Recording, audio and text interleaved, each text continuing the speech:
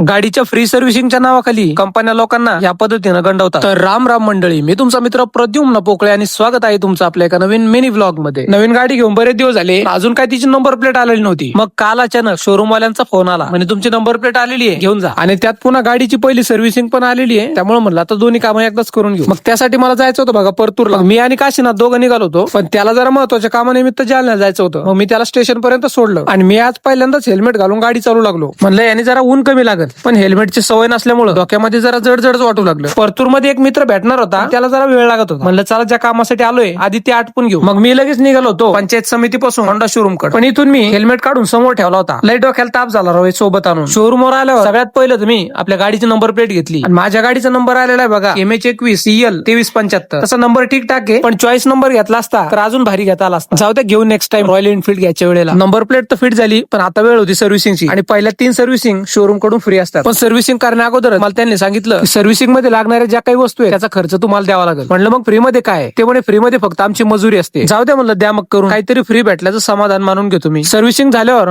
गाडी वॉशिंग वगैरे झाली आणि मोठी बिलाची पावती घेऊन मग निघालो मी घराकडे। आणि बरेच दिवसापासून ज्या मित्राला भेटायचं राहिलं होतं तो म्हणजे आपला परतूरचा लाडका सिद्धू, बेस्ट सिनेमॅटोग्राफर। आणि हा एक दुसरा सिद्धू भाई, हे लोक सिनेमॅटिक्स मध्ये एवढे व्यस्त आहेत, यांना सिनेमॅटिक व्हिडिओच्या रोजच ऑर्डर असतात आणि माझ्या व्हिडिओच्या माध्यमातून यांच्यासारखे अनेक अनोळखी लोक मी आज माझे मित्र बनवले। तर मंडळी, तुमचा असाच सपोर्ट राहू द्या। भेटू लवकरच नवीन व्हिडिओ मध्ये, तोपर्यंत सर्वांना राम राम।